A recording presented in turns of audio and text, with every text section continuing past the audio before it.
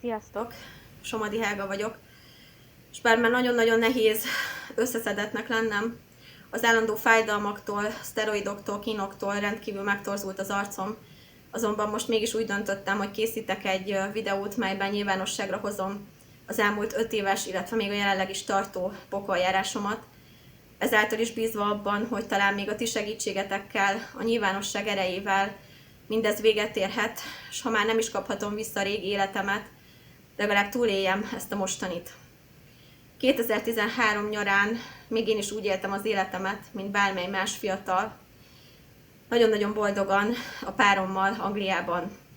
Majd 2013 őszén gyakorlatilag egyik percről a másikra megváltozott minden. Iszonyú jobboldali derék és lábfájdalom jelentkezett nálam, melyek miatt úgy döntöttünk, hogy hazajövünk Magyarországra, és kivizsgáltatjuk, végére járunk, hogy mi okozhatja ezeket a hirtelen megjelenő rejtélyes panaszokat.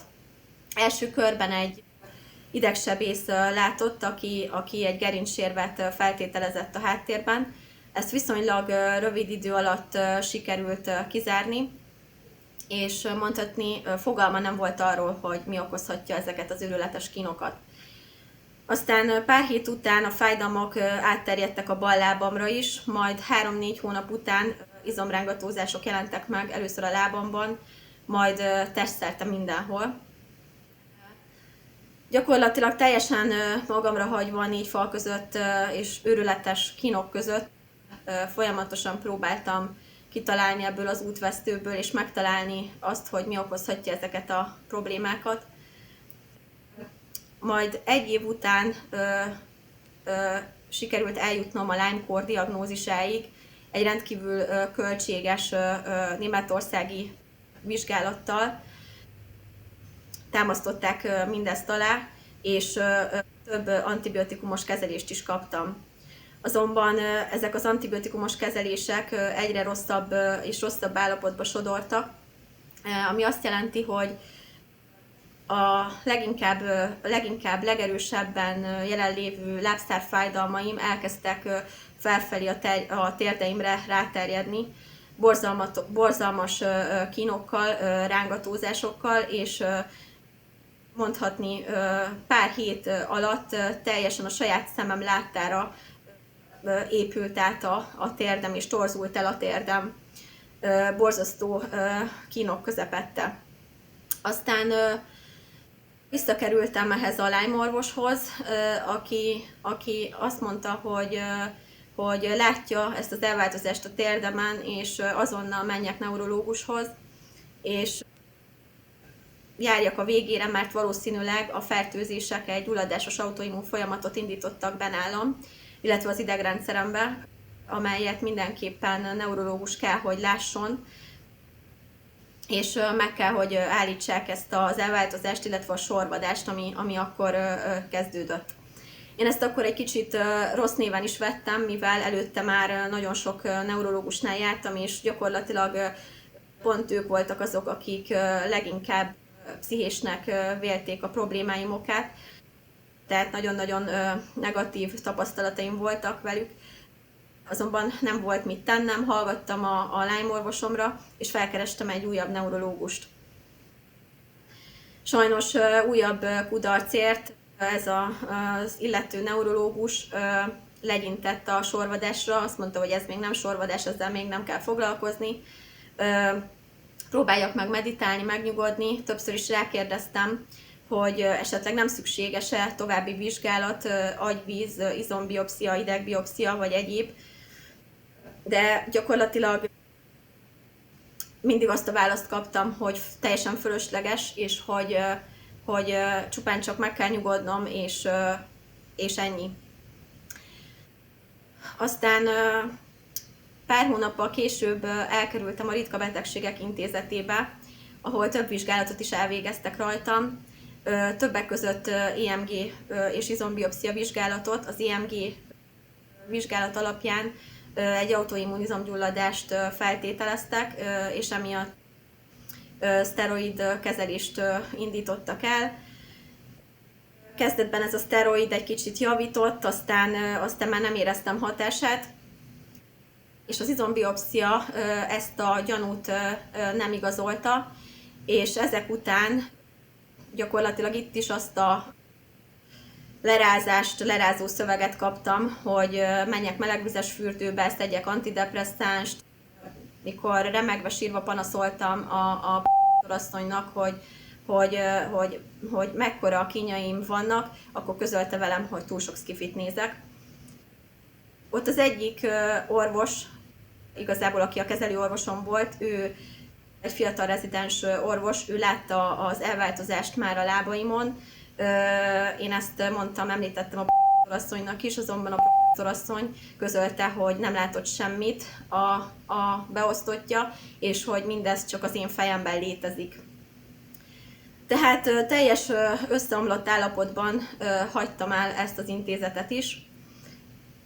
Tisztában voltam azzal, hogy itt valami komoly probléma van, és az nem csupán a fejemben van, nem pszichés a problémám, és nem lelki eredetű a problémám, csak egyszerűen nem tudják, hogy mi a problémám.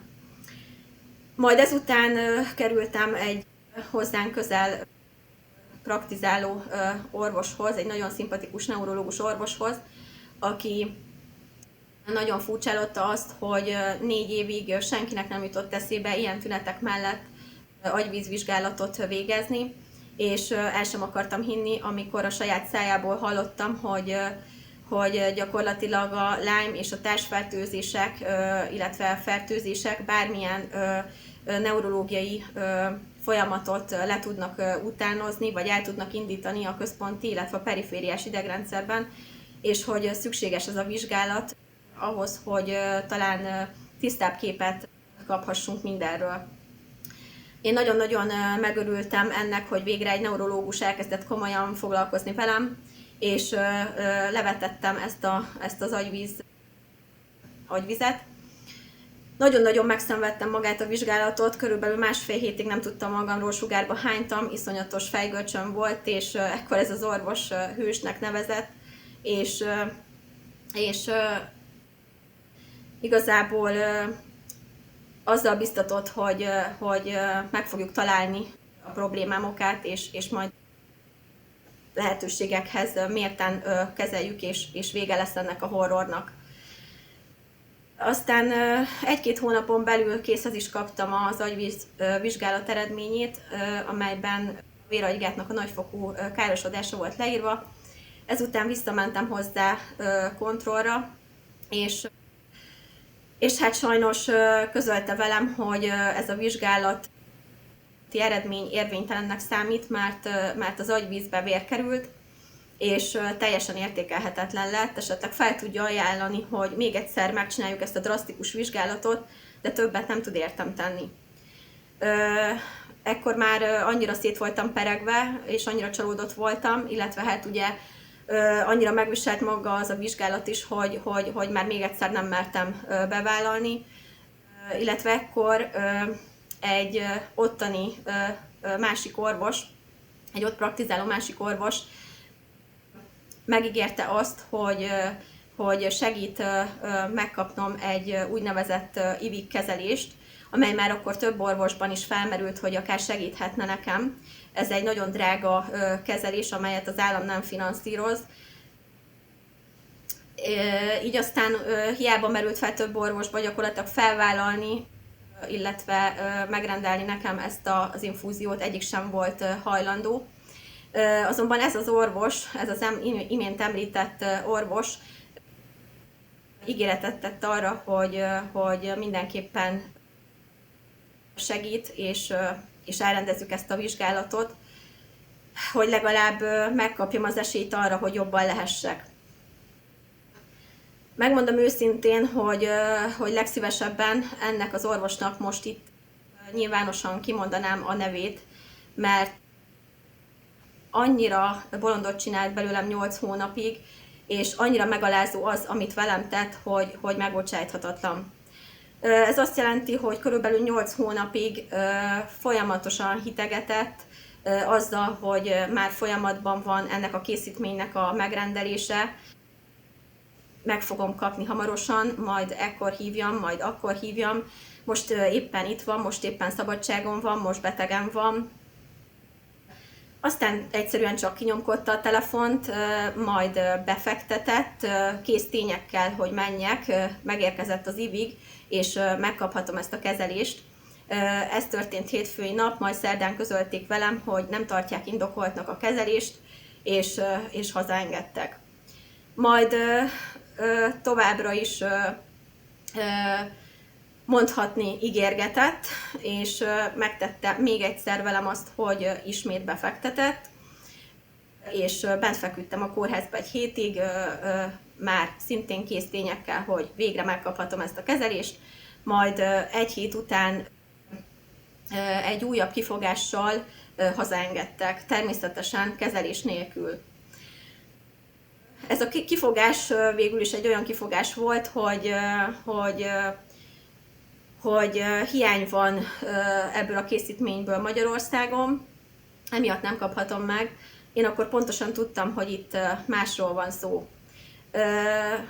Jó pár plazmacéget felhívtam telefonon, miután hazajöttem a kórházból, és a gyanúm beigazolódott, ugyanis közölték velem, hogy igaz, hogy hiány van ennek a készítménynek az egyik fajtájából, de ahelyett is van egy másik készítmény, ami teljesen ugyanolyan hatóanyagú, illetve egy teljesen bevizsgált, engedélyezett készítmény, ugyanolyan árban, illetőleg van egy másik elérhető készítmény is, tehát nem ez volt a probléma oka, hanem egészen más.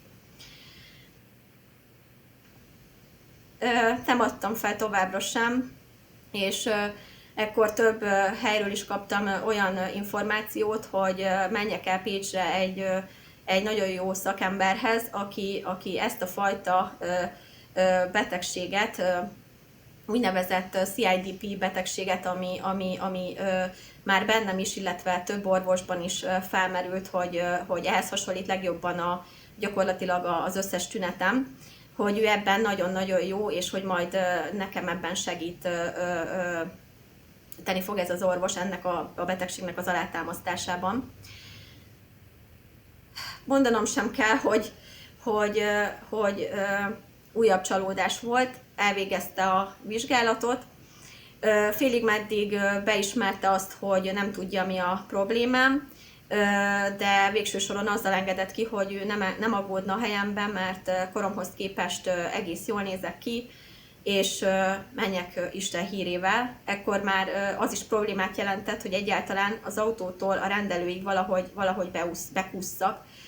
Olyan irdatlan fájdalmam volt. Aztán ezek után végre Debrecenben találtam egy nagyon-nagyon lelkiismeretes doktornőt, aki már az első szakorvosi vizsgálat keretein belül nagyon-nagyon lelkiismeretesen foglalkozott velem, és egy pillanatig nem nézett hülyének. És ő volt az, aki gyakorlatilag legelőször kimondta azt, hogy valószínűleg a CIDP nevezetű betegségnek egy ritka formája van jelen. Ebben a betegségben egyébként a legfontosabb az időben megkezdett kezelés, egy éven belül megkezdett kezelés, ugyanis egyébként a beteg teljesen rokkantá válik, majd belehal a folyamatba. Ugyanis ez a betegség a központi, illetve a perifériás idegeket érinti, ami azt jelenti, hogy egy gyulladásos támadás zajlik az idegek ellen, folyamatosan pusztulnak az idegek, és ezáltal az izmok is, amelyeket az idegek működtetnek. Sajnos azt kell mondjam, hogy már 5 hónapja, hogy vizsgál ez a doktornő, minden hónapok, és nem jutottunk még mindig egyről a kettőre, újra levette az agyvizet, amelyben most szerencsére nem került vér, és mutatja a gyulladást, mutatja, hogy gond van. Azonban a legutóbbi kontrollon közölte velem, hogy ez még mindig nem elég ahhoz, hogy megkaphassam ezt az úgynevezett IVIG kezelést, ami jó eséllyel lassíthatna a folyamatom. Most arra ott tartok gyakorlatilag, hogy sorvadnak a combizmaim, szinte most már járásképtelen vagyok, csak egy pár lépést tudok megtenni a lakáson belül. Nem hagyhatom ki a történetből a szüleimet és a páromat sem. Az idős szüleim gondoznak, gyakorlatilag teljesen rájuk vagyok utalva az élet minden területén. Még a fürdés úgy, ahogy megy egyedül, de egyébként már semmi más gyakorlatilag. És most ezen az utóbbi kontrollvizsgálaton közölte a doktornő, hogy egy újabb vizsgálat szükséges ahhoz, hogy talán megkaphassam ezt a kezelést. Most erre a vizsgálatra megint újabb 2 hónapot kell várnom, azonban én már várni nem tudok, mert most már nagyon-nagyon romlik az állapotom, és időközben felvettem a kapcsolatot egy oroszországi klinikával is, elküldtem nekik az eddigi kórtörténetem, illetve a leleteimet, és az ottani orvos áttekintette, és ők végeznek ezekre az autoimmun idegrendszeri folyamatokra egy úgynevezett HSCT csontvelő transzplantációs kezelést, amely jó eséllyel nem csak hogy lelassítja, de teljesen meg is állíthatja a folyamat romlását, mely az esetemben rendkívül fontos lenne, ugyanis a folyamat sajnos előbb-utóbb végigmegy a testemen, tehát jön felfelé, terjed felfelé. És most már ott tartok, hogy nem azért küzdök, hogy ne kerüljek kerekesszékbe, mert mondhatni most már ott vagyok, hanem az életemért küzdök, hogy ne menjen rajtam végig a folyamat, hogy ne érje el a légzőizmaimat, és hogy még sokáig itt maradhassak a családommal és a férjemmel együtt. Azonban ez a kezelés, nagyon-nagyon drága kezelés, 15 millió forintba kerül, amelyet mi már képtelenek vagyunk kiteremteni. Én semmiféle jövedelemmel nem rendelkezem, mivel hogy ugye nem kaptam diagnózist, és gyakorlatilag esélyem sem volt leszázalékoltatnom magam. A 2 év alatt félretett pénzünk teljesen elment, illetve hát a párom, amit keres, az azóta is az orvosokra, illetve a mindennapi alapvető dolgokra megy el. Így aztán ezek után egyszerűen képtelenek vagyunk mindezt előteremteni. Így hát úgy döntöttem, hogy ezt most megosztom veletek, és kérem a segítségeteket. Ha más nem, legalább egy megosztást, vagy bárki bármilyen úton tudna segíteni, azt nagyon-nagyon megköszönném. Köszönöm nektek, sziasztok!